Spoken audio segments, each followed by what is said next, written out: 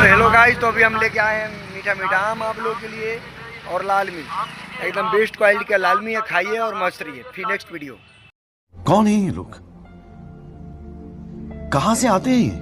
मिल गया मेरे नाम का आदमी मिल गया, वो आदमी मिल गया जो मेरा ग्राहक भी। और कितना लिया आम और कैसे लिए इन्होंने आप लोग को यही बताएंगे। हाँ भैया, कितना आम लिए हैं? 4 किलो। 4 नहीं 3 किलो। 6 किलो लिए हैं। कैसे किलो लिए हैं?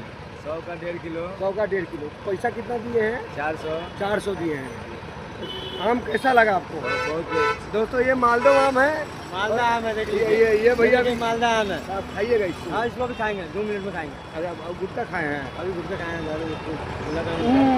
ठीक है ठीक है। ये गुटखा खाने के बाद आम खाएंगे।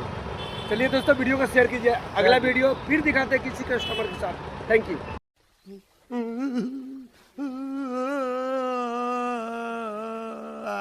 हेलो गाइस, ये मेरा छोटा बाबू आ गया मुजफ्फरपुर में आम खाने के लिए।